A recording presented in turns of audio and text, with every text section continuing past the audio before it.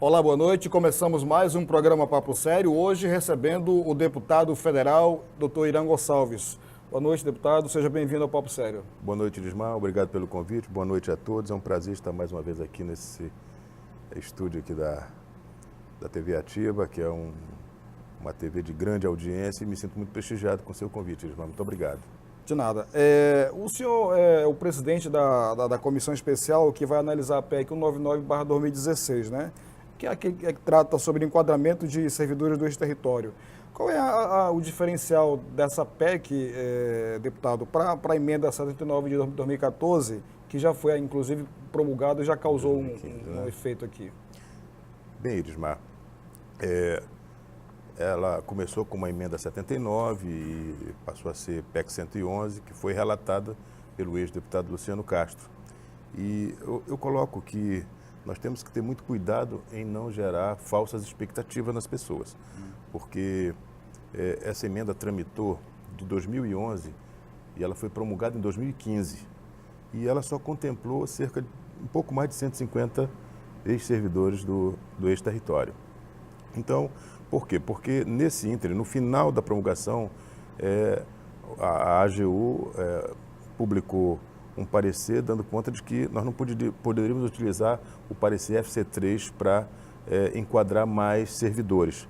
Então, o que aconteceu? O senador Romero Jucá criou uma PEC 03, aprovou no Senado e ela foi para a Câmara.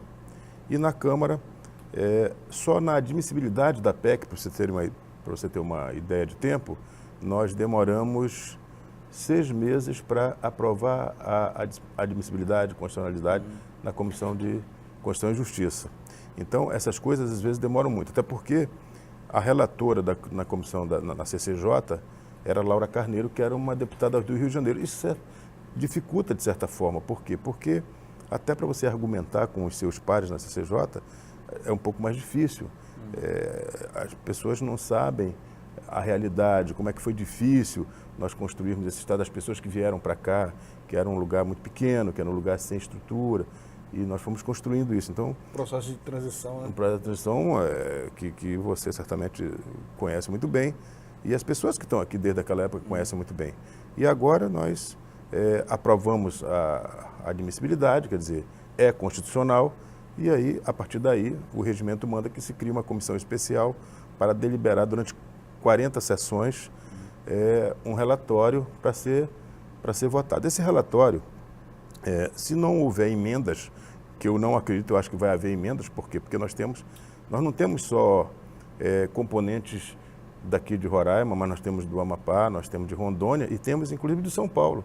Arnaldo Faria de Sá é um deputado de São Paulo, que foi até o presidente instalador, que nos ajudou muito a compor a comissão, mas cada um tem um pensamento diferente, cada um puxa para o seu estado, para a peculiaridade do seu estado, de Rondônia, do Amapá e aqui de Roraima. De forma que nós vamos... Qual é a nossa tentativa? Porque eu sou presidente, mas a deputada Maria Helena é relatora, nós já combinamos que não vamos fazer audiências públicas, por exemplo, para que isso não tome muito tempo, porque senão corre o risco de nós criarmos a expectativa nas pessoas e terminarmos o nosso mandato e novos deputados entrem e continuem trabalhando nisso, porque às vezes uma PEC tramitando lá, tem PEC que demora 22 anos tramitando, como a PEC da maioridade de 16 anos, ela demorou 22 anos na Câmara para ela tramitar. Então, esse é o nosso cuidado, é que nós possamos trabalhar com a maior celeridade possível, até para resgatar a dignidade, justiça daquelas pessoas que estão há mais de 20 anos nessa expectativa de regularizar a sua situação. Alguns já morreram, alguns já estão muito idosos e precisam de ter uma posição mais segura, até por conta de que precisam dessa segurança para seus descendentes e uma questão de justiça, porque trabalharam aqui, não é porque aqui era muito bom, porque aqui era muito agradável de vir. nós não tínhamos pouca estrutura, num lugar muito pequeno, e essas pessoas se sacrificaram, às vezes, eventualmente, para construir o que nós temos agora, esse estado aqui pujante e tudo. Então, eu acho que nós temos esse compromisso de andar o mais rápido possível. O senhor falou em 40 sessões para que esse relatório seja aprovado e finalmente vá a plenário.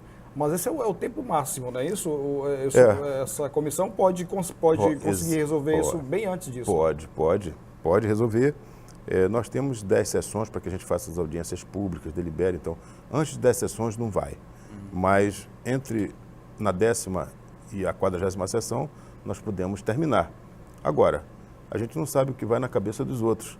Então, nós temos que ter muito cuidado, trabalharmos com muita argumentação para convencer a todos da comissão de que é importante que caminhemos o mais rápido possível, que historiar tudo isso que nós historiamos aqui nessa conversa para alguns deputados que não conhecem essa realidade, e de forma que esse é um compromisso nosso, é um compromisso.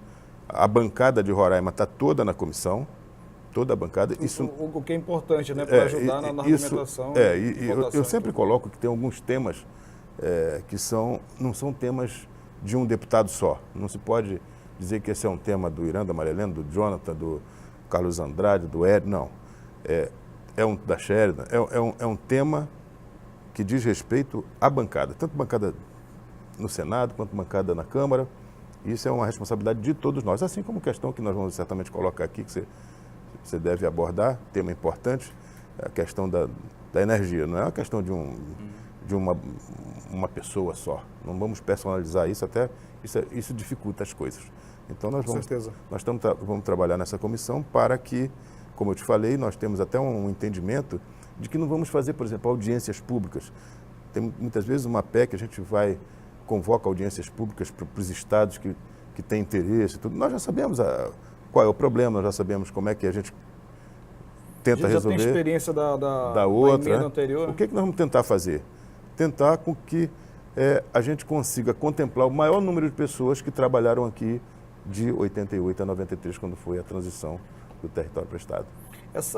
Claro, como você falou, não se pode gerar muita expectativa, mas é importante dizer que as pessoas que não conseguiram entrar na outra emenda, se apresentarem os documentos que essa nova PEC vai exigir, tem sim chance de conseguir também o enquadramento, né? Tem chance. E nós temos lá, só aqui de Roraima, mais de 10 mil pessoas que já apresentaram documentos.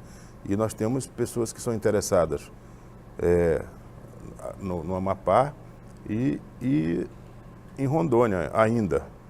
O que acontece? Nós fizemos um levantamento prévio de que isso, se a gente conseguisse contemplar todos que têm essa expectativa de direito, que a gente levanta que sejam mais ou menos 32 mil pessoas, nem todas elas terão esse direito, mas isso custaria aos cofres do governo cerca de 2,9 bilhões ano. E se nós considerarmos que essa PEC 111, ela tramitou durante um período onde o Brasil crescia 7% ao ano, nós estávamos numa fase de crescimento, uma fase de economia pujante, nós não conseguimos contemplar mais de 150. Nós estamos em crise, nós estamos tentando sair de uma crise profunda e isso também tem repercussão quando nós vamos defender um projeto desse na Câmara, porque o governo, que está falando muito em economia, em colocar as contas em dia, isso a gente tem que trabalhar com muito cuidado, porque senão nós não seremos muito bem recebidos nesse projeto de aumentar gasto do governo no plenário. Tá certo, então. Nós estamos conversando hoje com o deputado federal Irã Gonçalves. A gente vai para um breve intervalo e volta em 1 minuto. Não saia daí, é um instante só.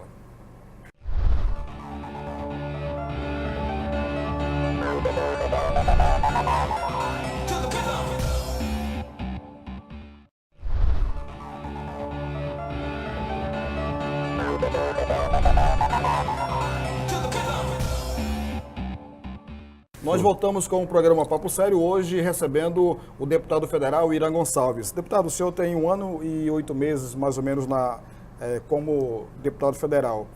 O que já deu para fazer nesse período, deputado? Em quais áreas o senhor tem atuado, além da saúde? Bom, eu acho que uma das coisas mais marcantes que aconteceram no meu mandato é que, mesmo antes de de eu ser deputado, Irismar, eu comecei a sentir que o governo do Brasil ele tinha muitos problemas. E nós nos deparamos com essa corrupção endêmica, com esse esfacelamento da nossa maior patrimônio, que é uma das maiores empresas do mundo, que é a Petrobras, e desde o mensalão, essas coisas. E eu tive, assim, fui contemplado com a experiência de poder votar a favor do impeachment. Eu votei com muita convicção e acho que nós precisamos realmente tentar construir um Brasil melhor. Eu acho que nunca mais o Brasil será o mesmo depois. Inclusive, nós estamos vendo que o desenrolar da Lava Jato, que está longe de terminar, eu acho que ela vai ser muito educativa para quem quer entrar na política agora. Eu acho que não vai dar para fazer política como antigamente, né?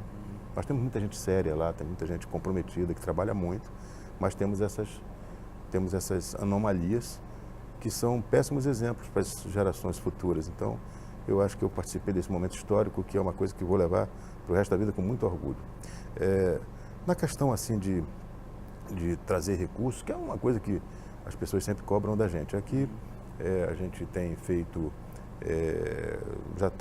nós temos investimentos liberados para nós fazermos a ampliação do grande trauma do Hospital Geral, porque o hospital está passando por uma grande ampliação, mas a parte do grande trauma, onde as pessoas entram, que sofrem acidente de trânsito, aqui nós temos um grande problema. Nós temos cerca de 20 e poucos acidentes de motocicleta por dia. Eu sou médico legista, estou te dizendo isso porque conheço. O grande trauma ele ficou pequeno para o tamanho do nosso estado, porque o grande trauma ele recebe os acidentes de todo o estado de Roraima e de países limítrofes que não têm estrutura e vêm para cá. Então eu logo que entrei, coloquei essa emenda para ampliar lá, quase 4 milhões de reais, para estruturar melhor o grande trauma.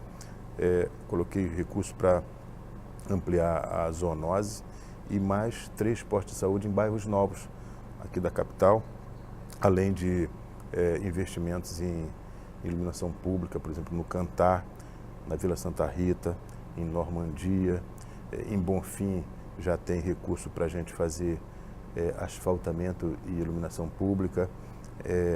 E nós estamos, agora mesmo, conseguimos, através da Fundação Nacional de Saúde, aprovar que um repasse para a Universidade Federal de Roraima para fazer os planos municipais de saneamento, que são pré-requisitos para que os municípios recebam investimentos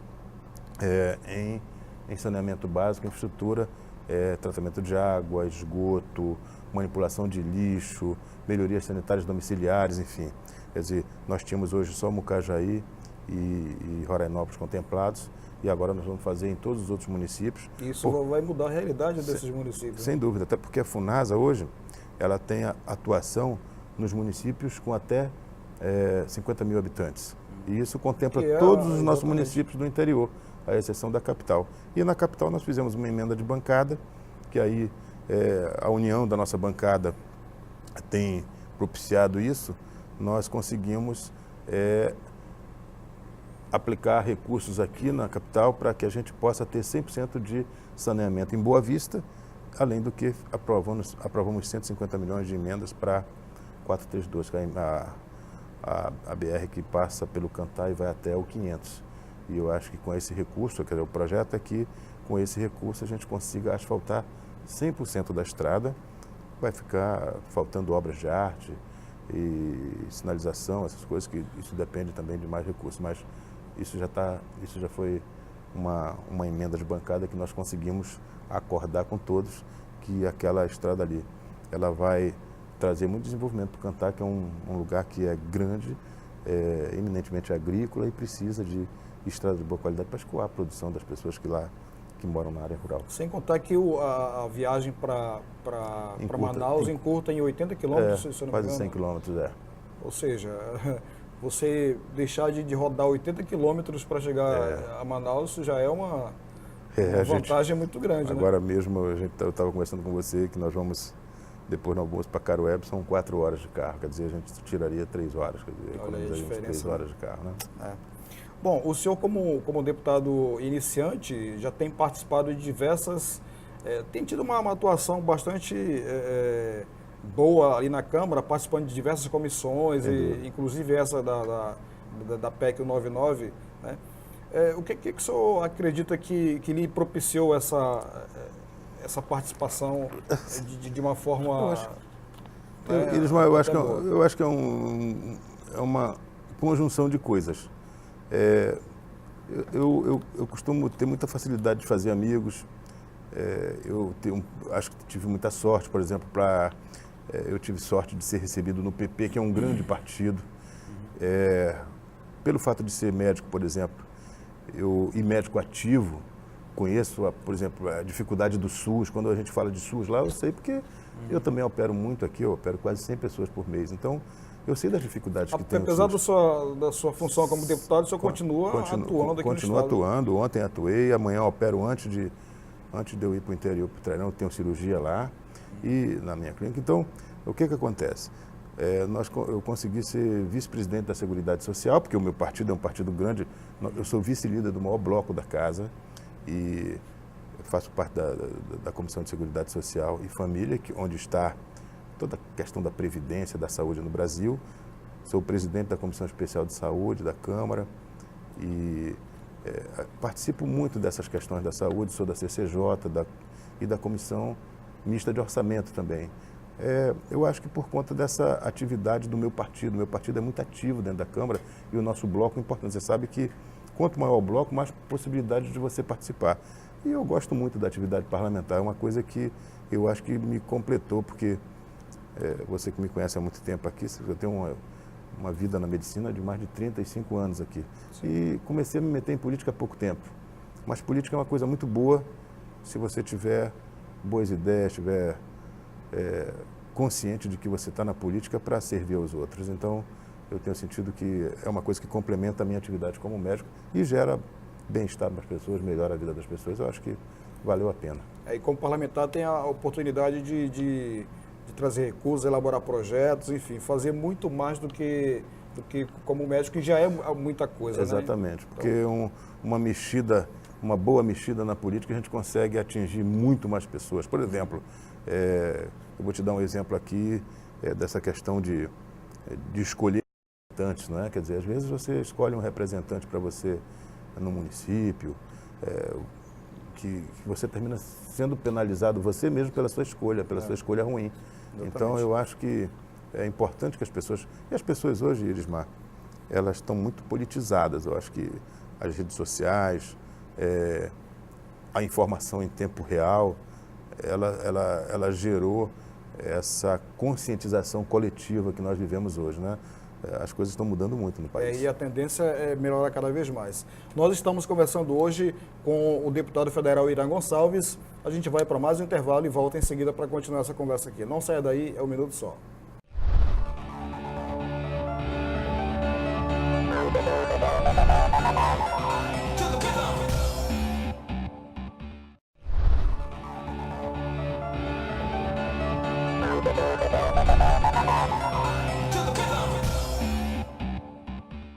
Nós voltamos com o programa Papo Sério, hoje recebendo o deputado federal Irã Gonçalves.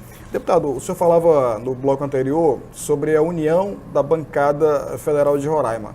Quer dizer, cada um tem seu partido, cada um tem seu lado, mas na hora de beneficiar o Estado, a bancada tem se unido, né? Sem dúvida, é uma experiência muito boa. Nós temos algumas questões. Vou dar um exemplo a você. Ano passado, quando nós fomos penalizados por um aumento absurdo de energia de 43,8%, a bancada se uniu, nós fizemos um projeto, entramos com uma medida judicial e sustamos o aumento. E ficamos 8 meses sem esse aumento. Quando foi agora em julho, final de julho,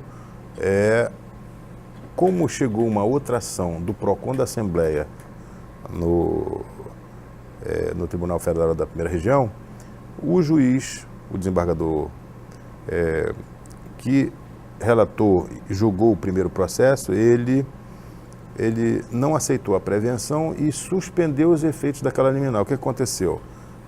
Nós ficamos à mercê desse aumento. E isso gerou logo uma mobilização da bancada. Nós já entramos com outra liminar para manter os efeitos, porque ninguém admite que uma energia de péssima qualidade, blackouts diários, fornecida de maneira dia, irregular, que nos causa muitos prejuízos a todas as pessoas, as residências, as empresas, nós não admitimos, através do Código do Consumidor, que se cobre a mesma coisa que se cobre com uma energia estável e interligada ao sistema nacional, muito segura, que é fornecida de Manaus para lá. E aí, nós entramos com essa medida, o desembargador deve julgar essa semana, a ANEEL já entrou com as contrarrazões e deve ser julgado o nosso pedido. Nós pedimos para manter sem o aumento e que não nos cobrem o retroativo. Conseguimos, numa liminar anterior, que a juíza convocada por ele, quando ele saiu de férias, não cobrasse junho e julho. Mas nós queremos que não nos cobrem desde outubro do ano passado. E também, Elismar, eu acho que, e todos pensam da mesma maneira, a questão da energia aqui ela tem que ser discutida com a Presidência da República. Porque nós não entendemos como a FUNAI consegue atrapalhar o desenvolvimento aqui do nosso estado, porque o projeto é muito bom. Eu já tive várias reuniões com o grupo Alupar, que é um dos maiores grupos brasileiros de fornecimento, de transmissão de energia. O projeto é autossustentável. Você está falando do Leão, de Manaus a Boa Vista. Exatamente. E nós não conseguimos vencer essa barreira da FUNAI, que é só isso que precisa. A licença de instalação é simplesmente haver um acordo para que a nossa linha de transmissão passe através da reserva numa área de domínio, uma faixa de domínio ao longo da BR, que não vai causar impacto mínimo no meio ambiente. Inclusive, essa faixa de domínio já existe, já é constitucional. Já é constitucional. E outra coisa. Não se entende por que essa discussão. Veja bem, nas condicionantes, o grupo que ganhou a licitação há 6 anos, ele até acordou de tirar os funcionários da empresa que trabalham na linha todos os dias de dentro da reserva e fazer alojamentos fora da reserva, para que não haja nenhum tipo de alojamento dentro da reserva, para evitar contato com as comunidades indígenas durante a noite e tal. Até isso. Quer dizer, o projeto maravilhoso, e a gente não consegue entender como é que a FUNAI, com esse discurso de preservar as comunidades Atuari e Waimiri, ela termina prejudicando todas as nossas etnias aqui do Lavrado e da Mata, que precisam de energia e estão lá nas escuras. Porque eu estive lá em Normandia e os tuxauas me pediram, o que mais me pediram foi iluminação. Quer dizer, os parentes lá do Amazonas e da fronteira, eles estão prejudicando. Não são eles, na realidade. Eu acho que são interesses inomináveis que partem da FUNAI mais do que das comunidades indígenas.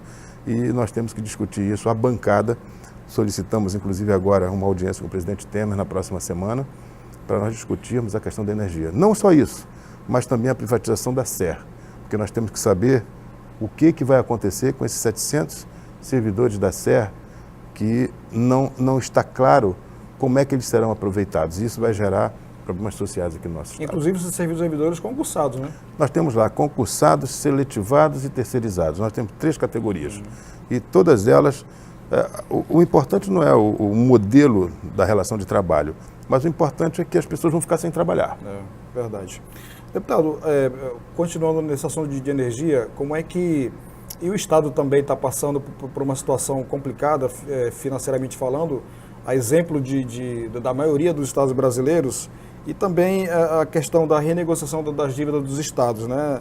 A lei complementar 257, o projeto de lei, né, no caso, em discussão ainda na Câmara. Como é que a bancada tem se movimentado, tem acompanhado essas discussões? Eu também tive a sorte que o relator dessa 257 é o deputado Esperidion Amin, que é meu colega de partido, né?